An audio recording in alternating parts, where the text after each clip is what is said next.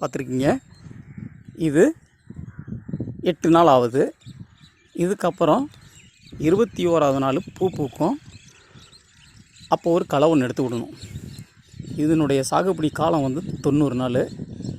அதில் 21ஆவது நாள் நம்ம பூ பூத்த உடனே நம்ம அது களை வெட்டி விடணும். எப்படி களை வெட்டுறதுங்கிறத நான் உங்களுக்கு லைவாக ஷார்ட் பண்ணுறேன்.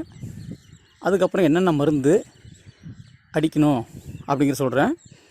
15ஆவது நாளில் மானோக்ரோட்டோபாஸ், டைத்தேன் இது ரெண்டுத்தையும் 20 ml மானோக்ரோட்டோபாஸ் அல்லது 40 ml வரைக்கும் அடிக்கலாம். 40 ml மானோக்ரோட்டோபாஸ், டைத்தேனை 8 லிட்டர் தண்ணியில் அரை கிலோ வாங்கி 8 லிட்டர் தண்ணியில் கரைச்சி அதில் 1 டம்ளர் எடுத்து ஊற்றி அடிக்கணும். அப்போ என்ன ஆகுன்னா, இந்த செடியில் உங்களுக்கு நோய் வராது.